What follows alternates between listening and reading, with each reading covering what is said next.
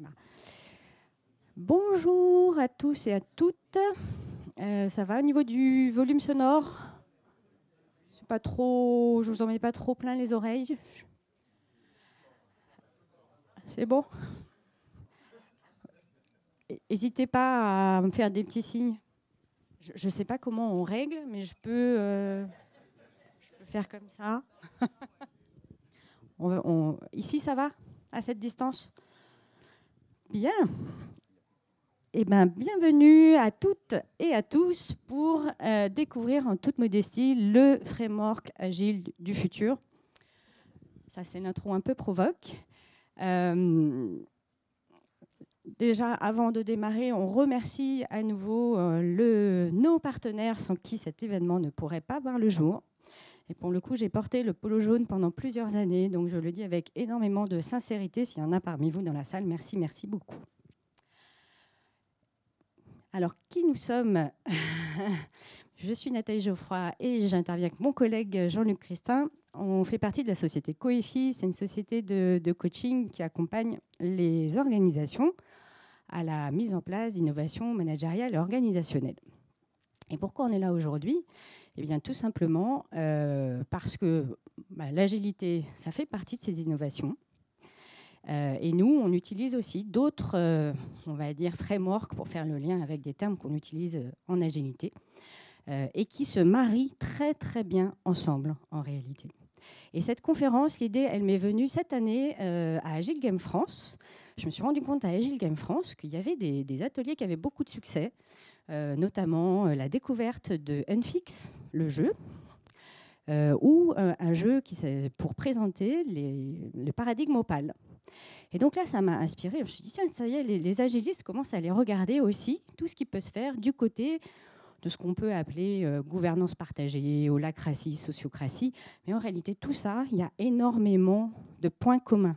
Il y a des racines communes et il y a des choses qui sont plus ou moins développées. Donc ça nous a vraiment, vraiment beaucoup intéressé avec Jean-Luc de faire ce parallèle et de voir comment la démarche gouvernance cellulaire pouvait s'inscrire dans le futur de l'agilité, notamment de l'agilité, on va dire, plutôt à l'échelle. Et parce que Jean-Luc, c'est le papa de la gouvernance, de la démarche gouvernance cellulaire et qui s'est beaucoup, beaucoup aussi inspiré des méthodes agiles pour développer cette approche. Mais avant de rentrer dans le contenu, on a une question pour vous. Et je vous invite à vous mettre en binôme pour y répondre. Qu'est-ce que vous attendez du framework du futur? Qu'est-ce qui vous apporterait, qu'est-ce qui l'apporterait à votre organisation? Alors, 4 minutes de réflexion en binôme. On n'a qu'un micro. On ne fera plus de piles. L'autre, il a plus.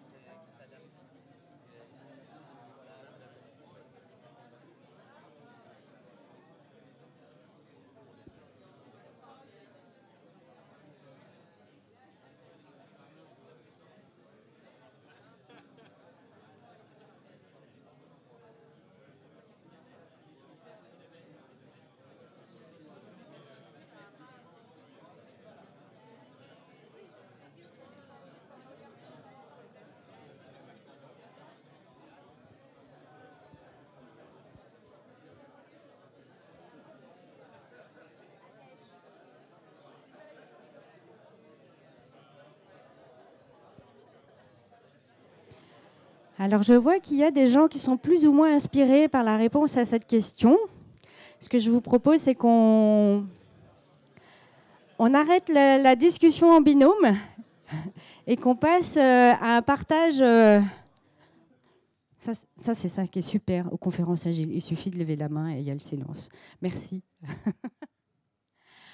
Et qu'on passe à quelques prises de réponses. Donc, qui a envie de partager un élément issu de la discussion, donc ce que vous attenderiez, en gros, c'est votre baguette magique du framework. Je vais faire passer le micro, on n'en a plus qu'un là, donc ça va être un peu compliqué. Merci. Je peux prendre. Ce que j'attendrais, c'est que ça soit un framework qui soit compréhensible par des gens qui font des choses très différentes dans une entreprise. Que ce soit des gens qui fabriquent un produit, des gens qui les managent, des gens qui font de la communication, des gens qui sont des clients, des fournisseurs. Mais qu'en gros, on puisse se parler avec les mêmes mots, même si on ne fait pas les mêmes actions. Merci. Un framework au niveau de l'entreprise qui peut s'étendre à tous les niveaux hiérarchiques s'il y a de la hiérarchie, ou qui peut l'aplanir s'il y en avait et qu'il n'y en aura plus dans le futur, et qui nous permettent d'avoir en fait des manières, des clés pour être plus participatifs dans la prise de décision, dans l'évolution de l'entreprise. Pas de framework en fait. Et puis en fait, si je parle d'une grosse structure ou même d'une moyenne structure, en fait, chaque problématique, chaque étage va avoir des problématiques totalement différentes. Et donc pour moi, c'est une utopie d'avoir un framework qui puisse parler à tout le monde. Du coup, il faut simplifier les choses. Donc, quelque chose qui respecte finalement les contraintes de chaque métier différent, son rythme. Oui, c'est ça.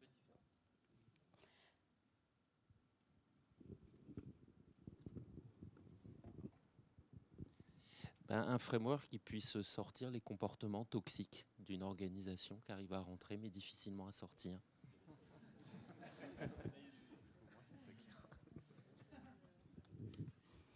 J'adore.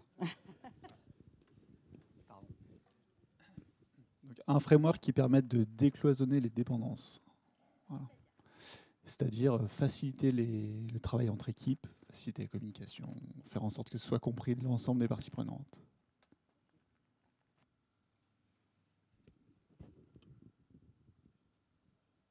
D'autres.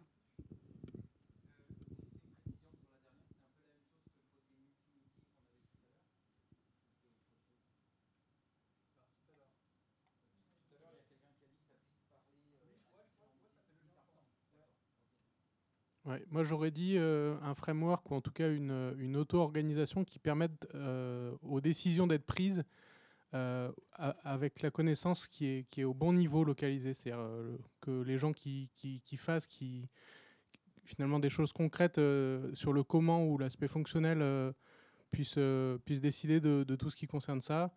Et l'aspect aussi de tendance plus large du quoi, du pourquoi, des valeurs d'une entreprise puissent se croiser, quoi, sans qu'il y ait la notion de top-down ou de bottom-up, mais qu'on puisse avoir cette émulsion qui soit bonne, quoi.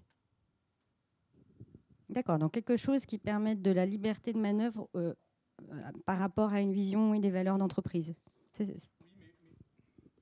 Mais aussi qui laisse, entre guillemets, aux gens qui ont vraiment les capacités de faire, le pouvoir de décider de comment on fait, quoi. Voilà. Ok, merci.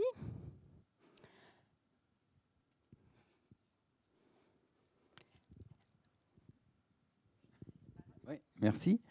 Bon, c'est trop bien de vous écouter, déjà parce que ça permet de faire l'autotest, le crash test de la démarche. C'est-à-dire que si on entend quelque chose auquel la démarche ne répond pas, on va le rajouter. On va bosser dessus pour le rajouter. Donc pour l'instant, ça répond à tout. Nous, notre façon de... Oui, non, c'est vrai. Notre façon de vous écouter, elle classe les choses selon 3 besoins humains. Donc, on se base sur un travail qui est le travail de William Schutz sur l'élément humain, avec des mots qui ont été redéfinis de façon à être le plus perméable possible dans les entreprises d'aujourd'hui, avec de l'organisation, du lien, du sens. Donc, en gros, quand j'entends que ça soit compatible avec différents métiers, on est clairement dans l'orga. Il y a énormément de choses dans ce que vous avez dit qui renvoient à l'organisation. Le fait de pouvoir passer à l'échelle toute l'entreprise, oui. Avec ou sans chef, on est encore dans l'organisation. Pas de framework, on est aussi dedans et ça répond aussi. La toxicité, on peut la mettre à deux endroits. On peut la mettre soit dans le lien humain, dans notre humanité qui se manifeste, soit dans l'organisation de comment est-ce que l'organisation vient protéger. Quels sont les modes de protection. La décision au bon niveau, on est clairement dans l'organisation. Et donc, dans les deux autres niveaux, il y a à la fin les valeurs qui ont été nommées. Quoi, pourquoi, en deux mots, j'imagine.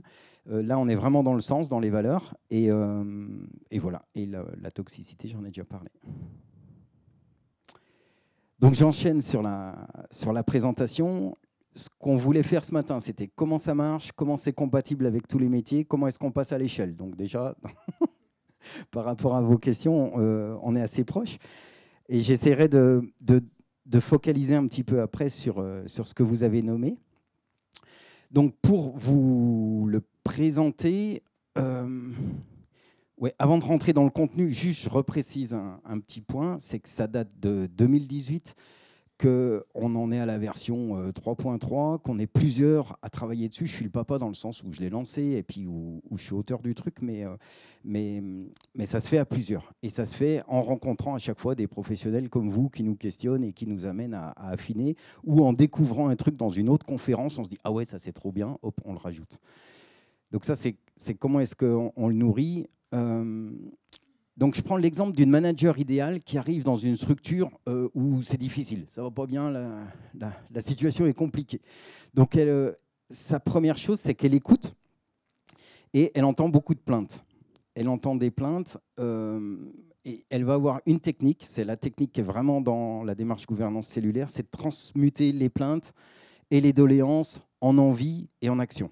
Ça va être le gros fil directeur.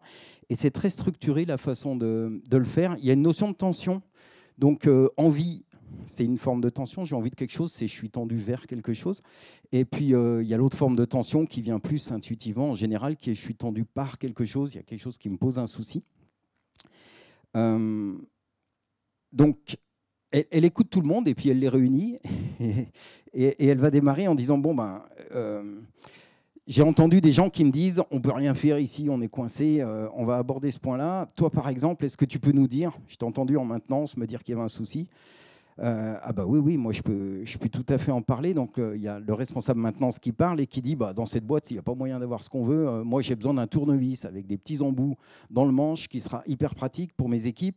Ça fait 20 ans que je demande ça, je n'arrive pas à l'obtenir. Donc là, elle le coupe. Ok. Donc tu nous as dit que tu es responsable maintenance, que tu as besoin de ce tournevis, tu t'adresses à qui? Bon, il y a un petit temps de blanc, je m'adresse aux appros. Ok, elle se tourne vers les appros. Les appros, vous considérez que c'est votre rôle de faire ça? Ah ben oui, ok, vous allez faire quoi? Eh ben on va se voir la semaine prochaine avec lui et puis on choisit 2 modèles, on les fait tester par les équipes et puis après on déploie. Ok, elle revient vers le responsable maintenance. Est-ce que tu as ce dont tu avais besoin avec ça? Il répond, je n'ai pas encore mon tournevis, mais ça prend le bon chemin pour ce qu'on est en train de faire cet après-midi, ça me va bien. Ok. Donc là, ce qui est intéressant, c'est qu'on voit qu'elle s'appuie complètement sur les compétences qui sont dans l'équipe. Elle ne s'est pas posé une seconde la question de est-ce qu'ils ont besoin d'un tournevis ou pas. Elle les amène à prendre une décision, à inscrire une décision dans le plan d'action, et elle utilise les compétences qui sont présentes dans l'équipe. Voilà. Donc ça, c'est la base de ce qu'on appelle la gestion par tension. Alors, ça ne se passe pas toujours aussi bien, évidemment. Des fois, le responsable appro, il dit ah non, ce n'est pas du tout à moi de le faire, parce que moi, si je n'ai pas l'outil qui est référencé dans ma liste d'outils que j'ai le droit d'acheter, je ne peux pas l'acheter, c'est les achats, ça, il faut voir avec les achats. Ah bon? Ok. Alors, elle se tourne vers les achats. Est-ce que c'est à vous de le faire? Et les achats, ils disent, ah ben non, là, si on commence à s'occuper des achats de 30 €, on ne va pas s'en sortir. Il faudra qu'on soit 3 fois plus nombreux, quoi. Jamais ça marchera. Ou alors, il faut qu'on embauche. Et là, elle dit, OK, pas de souci. Donc, on va faire un temps de réorganisation. Donc elle se tourne vers la personne qui avait le souci, elle lui dit écoute, c'est toi qui avais un problème, toi ta préférence, ça serait quoi? Tu choisis ce que tu veux, et puis après on demandera l'avis de tout le monde pour avoir un peu d'intelligence collective, et puis on enchaîne là-dessus. Donc lui il réfléchit un peu, il dit moi ce que je voudrais c'est que chacun pour son métier puisse faire des achats à hauteur de 100 € directement. Ok, elle fait un tour d'avis. Quand ça arrive aux appros, ils disent là, c'est compliqué parce que nous, quand on achète quelque chose, il faut qu'on respecte des règles environnementales, des règles de sécurité du personnel, des règles économiques. S'il faut qu'on forme toute l'entreprise à ça, ça va prendre du temps. Bon, ok, elle continue le tour, ça arrive aux achats. Les achats, ils descendent la proposition. Ah ouais, c'est clair, si on fait ça, ça va être une usine à gaz. Je ne vois pas du tout comment on peut mettre en œuvre un truc pareil, ou alors vraiment, on abandonne complètement le contrôle qu'on a. Vraiment, je me demande où est-ce qu'on va là. Ok, elle revient vers lui et elle lui dit bon, maintenant, vers le responsable maintenance, maintenant, tu as écouté tout ça et tu modifies ta proposition ou pas selon ce qui te paraît le plus pertinent avec tout ce que tu as entendu. C'est toi qui choisis. Alors il pourrait dire je maintiens mon truc et là il y aurait des objections et ça sauterait, mais il est un peu plus malin que ça. Il dit je propose que les appros puissent faire des achats à hauteur de 300 € sans que ça passe par les achats. Bon, là, elle fait un tour d'objection, ça passe crème. Et donc, en fait, ce qui s'est passé, c'est qu'elle vient de faire une réorganisation. Ça s'est fait au fil de l'eau, c'est tout petit, mais elle vient de modifier le rôle des appros. Et de la même manière que tout à l'heure, elle n'a pas utilisé ses compétences techniques. Elle ne s'est pas dit qu'est-ce que devraient faire les appros, qu'est-ce que devraient faire les achats. Elle a juste utilisé les compétences qui étaient là, elle les a guidées de façon hyper ferme pour qu'ils prennent une décision. Par contre, moi j'ai appelé ça un entonnoir à décision, et j'ai un client qui m'a dit mais en fait c'est une seringue, quoi, parce que vraiment on est poussé, on est obligé de décider. Donc juste elle a son processus, elle utilise les compétences de tout le monde. Alors ça ne suffit pas toujours, parce que des fois ce qu'elle entend, non mais alors avec lui c'est mort, il m'a tellement gonflé et puis il m'a fait des coups pendables, il peut me demander ce qu'il veut, ça sera non. Donc là elle sort une autre carte de son jeu, c'est un temps de régulation. Donc elle va en avoir plusieurs. Mais un temps de régulation, le plus simple, celui qu'elle adore utiliser, c'est le marché parlé. La consigne est hyper simple à appliquer, puis il n'y a pas besoin d'être psychologue du travail pour le faire. Il y a une personne qui parle pendant 20 minutes de ce qui ne lui a pas plu, et l'autre, elle se tait. Et si elle n'a plus rien à dire, elle reste en silence. 20 minutes, il y a un paquet de choses qui sortent, et puis on a le temps de reprendre sa parole, de mettre un peu de nuance, parce qu'au départ, on est peut-être un peu de mauvaise foi. Et après, c'est l'autre qui parle pendant 20 minutes. Et la consigne est tellement simple à faire que souvent, elle les envoie se balader pendant 40 minutes, ils reviennent, elle n'est même pas avec eux, et c'est seulement au retour qu'elle leur demande, bon, maintenant que vous vous êtes entendus tous les deux, est-ce qu'il y a des choses que vous avez envie de mettre en place ? Et là, ils sont en disposition pour se mettre d'accord sur voilà comment on va relationner tous les deux pour que ça se passe mal, ou pour établir que non, là c'est vraiment mort, il faut qu'on trouve moyen de plus jamais se croiser au travail, ce qui est un peu plus compliqué comme problème. Je le précise juste pour dire que ce n'est pas coupé de la réalité, que des fois ce n'est pas possible, mais ça règle quand même énormément de sujets. Et ce n'est pas tout à fait fini. Donc là, on va avoir la toxicité qui était nommée tout à l'heure. Ça va être un des moyens de le régler. Et le dernier, c'est je me demande ce que notre métier est en train de devenir, si j'ai vraiment envie de faire ça. Donc c'est la question quoi et pourquoi qui était posée tout à l'heure. Et là, elle va ouvrir des temps de sens. Donc des temps où on travaille sur le sens, des temps où on peut avoir un conflit éthique. Voilà, on a récupéré telle commande, on est hyper content, mais bon, vu ce qu'on est en train de fabriquer, ça m'embête. Ou alors un conflit éthique sur qu'est-ce que notre métier est en train de devenir. On a eu beaucoup ça dans la santé. Ouais, on nous demande de courir partout, de remplir des trucs, mais finalement, moi, j'ai été formé pour soigner des gens. Et la façon dont je les traite, ça me pose problème. Donc, à ce moment-là, il y a un temps pour que l'équipe puisse réfléchir, élaborer, palabrer autour de comment est-ce qu'on fait vis-à-vis de ce souci et qu'est-ce qu'on décide. Donc, en fait, elle a 4 grands temps de réunion. 4 grands temps de rencontre. Alors, il peut y en avoir d'autres, en fait. Selon les modèles, il n'y en a que 3 ou il y en a 5. Ce n'est pas trop le sujet. Ce qui est intéressant, c'est vraiment cette architecture autour de... Il y a une tension, et à partir de la tension, il y a des réponses spécifiques qui sont apportées. Quand elle en est là, puis que l'équipe elle a pris un peu l'habitude que ça tourne, elle leur dit, moi, j'ai plusieurs rôles. J'ai le rôle d'affecter les personnes dans l'organisation qu'on a construite. J'ai le rôle de dire combien de personnes sont affectées à quelle équipe, de distribuer les ressources. J'ai le rôle d'arrêter la vision de l'entreprise. Puis j'ai le rôle d'animer ces réunions. Et ça, ce rôle-là, cette casquette-là, eh ben, je la mets au pot et on va élire une personne qui va le faire. Et donc, elle donne cette casquette et elle va se mettre à faire le travail de la même manière qu'eux, avec ses rôles à elle. Donc, elle a ses propres rôles. Eux, ils ont leur rôle, responsable maintenance, appro, achat, pour ceux que j'ai cités. Et on voit que chaque personne peut avoir plusieurs rôles. Donc, c'est des espèces de mini-rôles. Et c'est ultra dynamique, du coup. Elle peut tout à fait, ultra agile, pour tant qu'à être ici. L'équipe peut tout à fait choisir de modifier un rôle depuis une personne vers une autre personne. Je me suis perdu une seconde. Oui, et du coup, elle se met au même niveau que l'équipe. Et elle travaille d'un point de vue humain à parité avec les autres. C'est pour ça qu'on parle de cercle ou de cellule, parce que tout le monde est à parité d'un point de vue humain, avec des rôles et des pouvoirs différents. Voilà la grosse idée. Et donc, on a plein de finesses. Là, je vous le présente, c'est un peu le monde de oui-oui. Ça paraît hyper simple. Donc, petit à petit, à force de travailler, de discuter avec des gens qui ont eu plein de bonnes idées puis qui ont fait face à des situations bien difficiles, il y a des finesses qui sont arrivées. Et donc, la démarche gouvernance cellulaire, elle répond à ces finesses. On retrouve nos 3 éléments, le lien, le sens et l'orga. Il faut que je sois sur le... Voilà. Hop. Et on va avoir plein d'éléments. Comment ? Ouais, alors, je vais commencer par le temps d'opération. Ici, je vous ai dit, la première réunion qu'elle faisait, c'était, on appelle ça temps d'opération, et on retrouve nos 4 bulles. Donc, en fait, ça, vous l'avez, hein, c'est disponible sur Internet et vous pourrez le télécharger. On vous donne un QR code à la fin pour que vous repartiez avec. Et donc, vous avez le schéma avec comment est-ce qu'on crée un plan d'action pour réduire des tensions, c'est ce que j'ai expliqué tout à l'heure. Et puis, derrière, il y a de l'oral, qu'on ne va pas lire aujourd'hui, mais qui permet, quand on se plonge dedans, de vraiment essayer de comprendre comment ça fonctionne. Et l'idée, c'est que toutes ces briques, elles sont compatibles, vous pouvez les mettre toutes en place, et elles sont indépendantes. Vous pouvez en mettre autonomes plutôt. Vous pouvez en mettre une seule en place, ça fonctionne. Donc une équipe peut se dire à un moment donné, on fait face à un souci, comment on répond ? On va chercher un élément et puis on essaye d'y répondre. Donc Nathalie me disait les décisions collectives. Les décisions collectives, on les a ici. Et c'est pareil, ça va expliquer ce que je vous ai expliqué tout à l'heure, c'est-à-dire sa façon de guider les questions. Elles sont là. De quoi tu as besoin ? Ça serait quoi ta proposition ? Tout le monde peut acheter 100 € et ainsi de suite. Donc, vous retrouvez tout ça là avec le... Hop.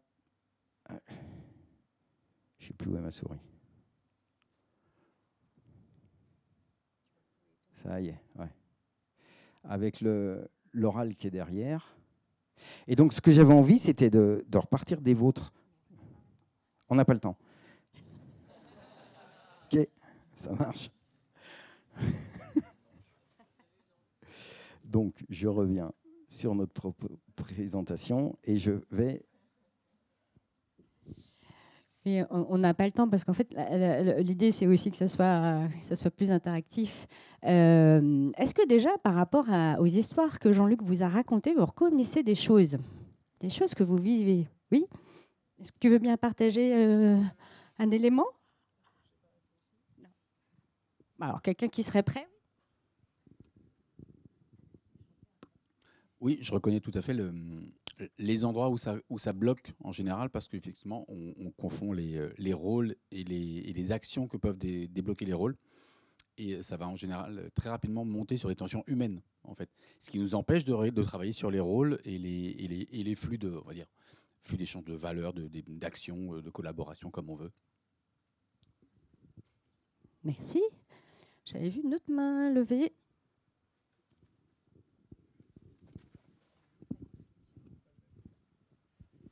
Oui, et même des tensions personnelles de bien-être au travail. Moi, ça m'a fait penser le tournevis au moment du Covid, où on était bloqué chez nous, avec est-ce que je peux m'acheter un deuxième écran? Est-ce que voilà, des règles où ça paraissait évident pour certains et pas du tout en fonction de la position qu'on avait dans l'entreprise en fait.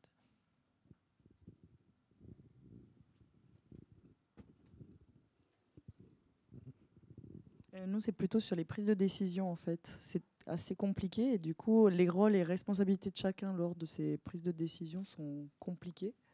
Du coup, ouais, ça m'a bien fait penser à voir comment on peut faire dans notre entreprise, mais voilà. Merci. Jean-Luc l'a dit, on peut prendre une partie comme on peut tout prendre. Alors, nous, on travaille, par exemple, chez Coefi, on travaille sur la base de la démarche gouvernance cellulaire et on n'a pas tout pris, pour vous dire. C'est très, très, très complet.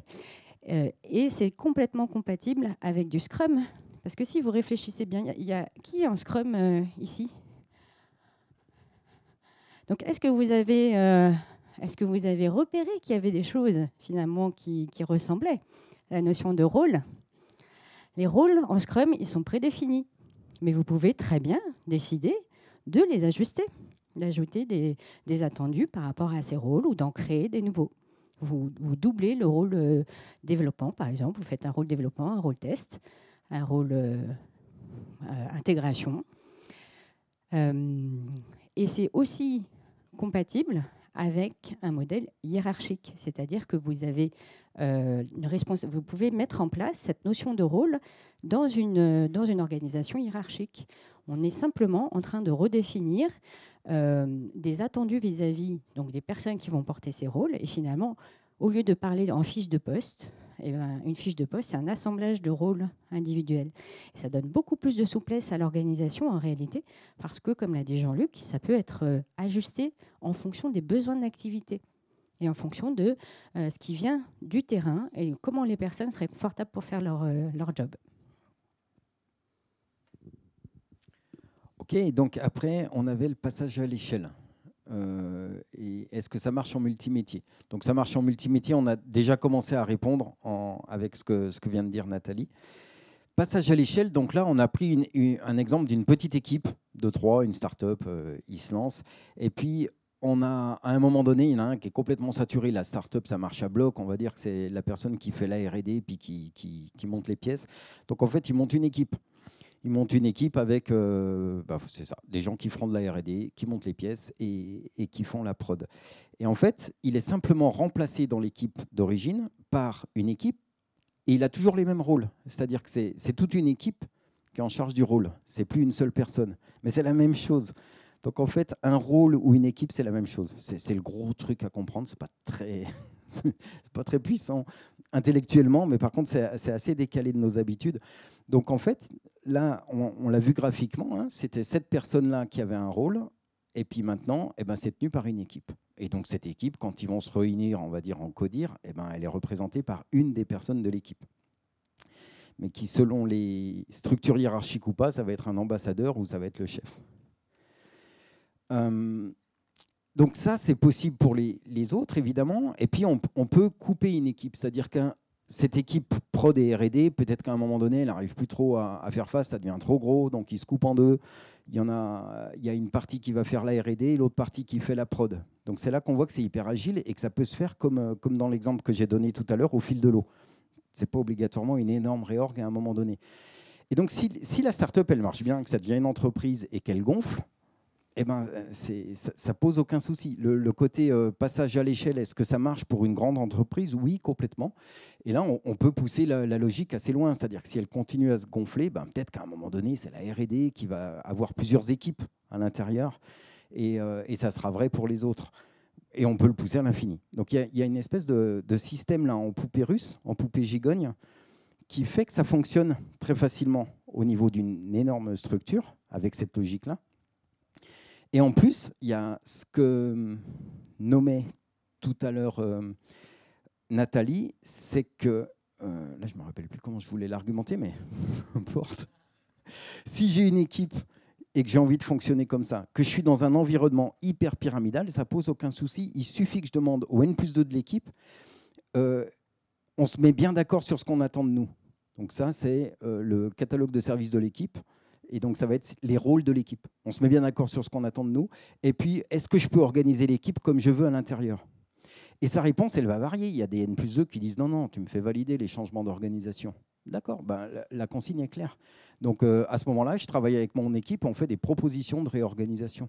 Et puis, quand il en aura marre de les valider toutes les 2 semaines, peut-être qu'il dira qu'il lâchera un peu de laisse. Mais ça peut commencer avec n'importe quel système, en fait. Et là, vraiment, je parle avec des retours d'expérience très précis. J'ai en tête un directeur qui discutait avec sa DRH et la DRH lui a posé cette question. Elle lui a dit, mais chez nous, on est hyper pyramidal, c'est compatible. Et il a dit, non, mais c'est pas que c'est compatible, c'est que ça nous permet de beaucoup mieux répondre aux attentes de l'entreprise. Voilà. Parce que chaque équipe trouve son propre équilibre. Ah oui, c'était là que je voulais le faire, en disant que l'équipe définit son rôle avec son chef.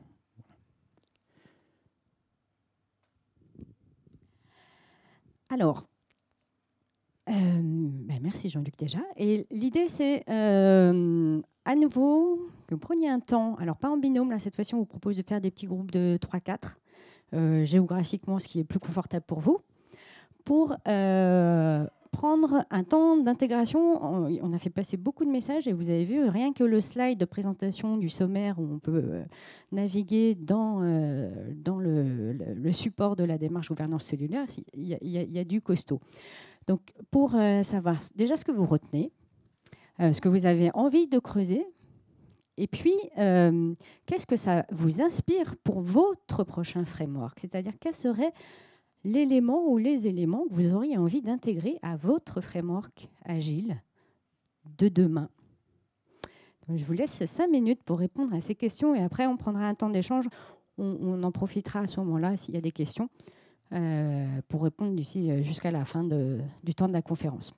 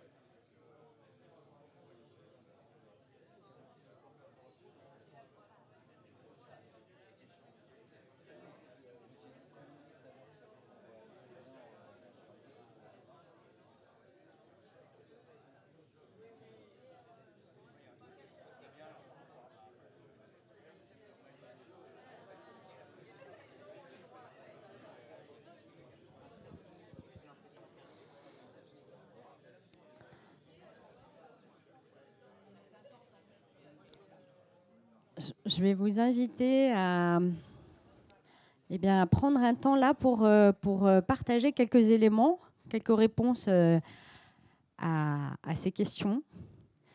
En tout cas, des éléments que vous voudriez partager en grand groupe, comme tout à l'heure. Et puis si c'est des questions ou des choses, des incompréhensions par rapport à ce qu'on a dit, on s'efforcera d'y répondre. On vous invitera à un temps après.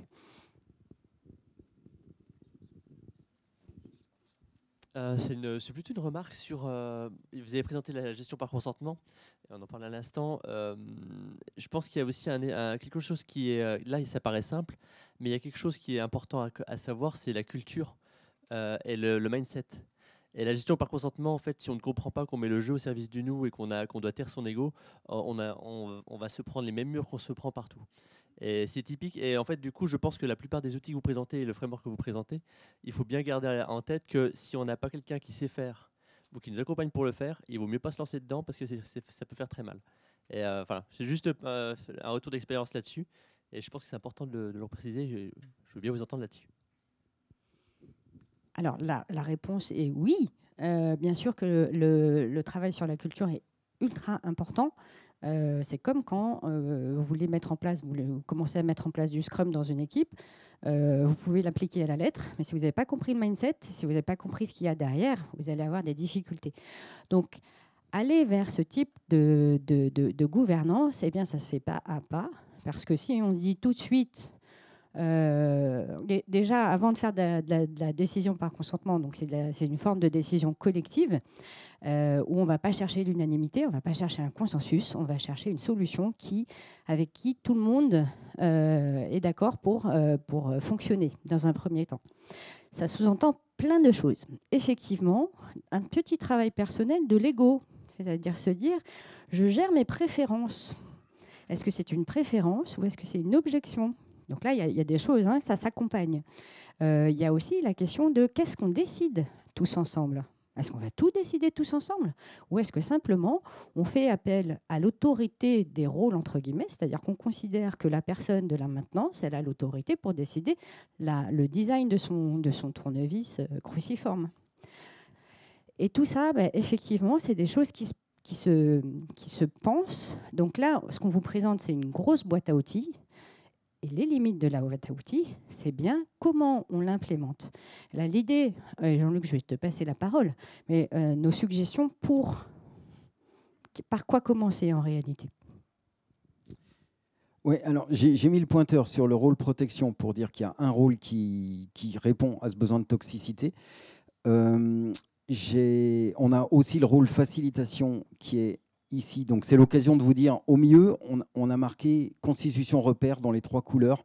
Ça permet de commencer par quelque chose d'un peu plus petit. Sinon, il y en a trop. Mais voilà. Et surtout, il y a un point philosophique, par contre, qui est hyper important. Je vous ai entendu dire le jeu au service du nous.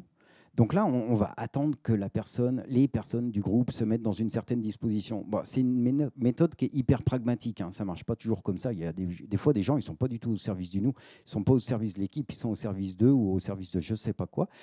Et en fait, la gestion par consentement qui est proposée ici, elle donne un pouvoir au rôle facilitation de passer au-dessus. C'est-à-dire que si une personne bloque et ne propose pas de solution, elle va lui dire là, je retire ta proposition, je retire ton objection. Donc, ça donne beaucoup de pouvoir à la personne qui fait la facilitation. Donc ça, c'est pour dire la philosophie. On n'attend pas que tout le monde soit dans une bonne intention, même si c'est mieux, c'est clair, c'est super, on le cultive, on fait tout ce qu'on peut pour aller dans cette direction, mais ce n'est pas non plus une fragilité de « on a besoin de ça pour que ça marche ». Si ça ne marche pas, il y a une verticalité qui permet de le bloquer.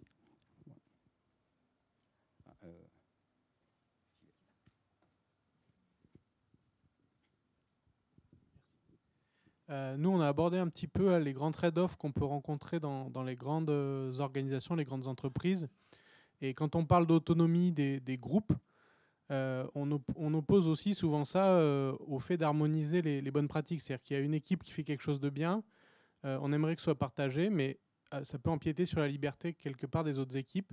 Et on s'est aussi demandé comment finalement, depuis le début, from scratch, on pourrait implémenter ça à l'échelle dans une grande entreprise. Comment vous y prendriez pour insuffler, on va dire, toutes ces valeurs, toutes ces bonnes pratiques dans une grande entreprise des dizaines de milliers de personnes, par exemple? J'y vais. Nous, on fait un crash test d'un truc comme ça. C'est-à-dire qu'on va travailler avec les gens qui veulent lancer cette implémentation sur une très grande entreprise. Et puis, on va aller crash tester ça avec des salariés, donc sur des dizaines de milliers de personnes pris de façon... Voilà. Mais on le crash test, on regarde quel est le besoin de l'équipe et on change. Et c'est ça qu'on va proposer à une direction. Et sur les 3 éléments, là, très clairement, l'endroit où il faut commencer, c'est l'endroit où il y a de l'énergie. Il y a quelqu'un qui disait tout à l'heure, ça peut bloquer complètement les relations humaines. C'est clair que ce n'est pas la peine de bosser sur l'orga si c'est les relations humaines qui sont pourries. Il faut commencer par les nettoyer, quoi. Donc en fait, si on veut déployer, si une organisation veut déployer ça, eh ben, c'est ça. On va faire un crash test, on présente le truc et on change. Le crash test, c'est on teste et on change. Et en réalité, ce qu'on voit dans les grandes entreprises, malheureusement, c'est souvent qu'on va aller chercher la recette de cuisine à appliquer et qui va nous sauver. Donc, c'est un peu pour ça que, en réalité, c'est pas du tout ce qui est proposé dans cette démarche-là. Et cette boîte à outils, on peut aussi l'appeler comme ça, mais c'est vraiment... Elle s'appelle démarche gouvernance cellulaire parce que c'est une démarche. C'est quelque chose qui se fait aussi pas à pas et on ne considère pas qu'on va prendre un modèle, on va le calquer, toutes les équipes de bêtes comme ça. Il y a une gestion des interfaces, hein, il y a quand même une gestion du pilotage. Pour donner l'exemple, enfin, reprendre l'exemple que vous avez cité, il peut y avoir un rôle d'animation métier donc qui serait là pour animer un réseau de bonnes pratiques. C'est compatible aussi quand même. Il peut y avoir des processus qualité, c'est-à-dire que vous avez chaque rôle dans les équipes est tenu de respecter un certain nombre de processus. Et pour le reste, un rôle ne définit pas le comment. Un rôle définit ce qui est attendu, les livrables, les résultats attendus. Et c'est ça la grande puissance de cette approche-là. C'est qu'on ne dit pas aux gens comment il faut qu'ils bossent. Il peut y avoir ces structures-là, on peut avoir ces supports-là, hein, c'est compatible avec de la qualité système, par exemple, parce qu'on peut en avoir besoin. Pour passer une commande, il faut quand même respecter ces étapes-là. Quelle que soit la personne qui aura le rôle passage de commande, il faut quand même qu'il respecte les étapes. Et en même temps, on ne va pas lui demander comment il va classer ses dossiers, comment il va aller chercher ses fournisseurs, etc., etc. Alors, il est déjà 44, comme c'est très très touffu, on n'a pas le temps de vous présenter tout dans les détails. Pour les prochains pas pour vous, les prochains pas pour vous, c'est 2 suggestions. La première, c'est par quoi on commence. On a un outil qu'on a voulu disponible pour tout le monde, qui s'appelle l'autodiagnostic. C'est pour aller chercher justement là où il y a de l'élan, où il y a du besoin dans votre équipe. Donc c'est le questionnaire. Donc je les ai repris, vous les verrez sur les portes si vous voulez. L'autodiagnostic, par quoi commencer? Ça vous donne des pistes. Est-ce que ce qui pêche dans mon équipe, c'est plutôt le relationnel, c'est plutôt le sens, c'est plutôt l'organisation? Et puis la démarche qu'on vous a présentée, vous pouvez la télécharger. Donc c'est en licence Creative Commons, donc vous pouvez l'utiliser. C'est à disposition. Et vous pouvez nous proposer des évolutions. Oui, nous on est très preneurs en réalité. On est extrêmement friands d'inspiration. Et le dernier QR code que je n'ai pas repris sur PowerPoint, mais que vous verrez sur les portes, c'est un lien vers une vidéo YouTube d'une conférence qu'on a donnée avec Jean-Luc qui creuse un tout petit peu plus ce parallèle entre gouvernance cellulaire et Scrum. Donc si vous voulez faire le parallèle dans votre tête, vous pouvez regarder cette vidéo. Elle dure 40 minutes, je crois. Et on se tient bien sûr à votre disposition si vous avez des questions à la pause et toute la journée. Merci beaucoup.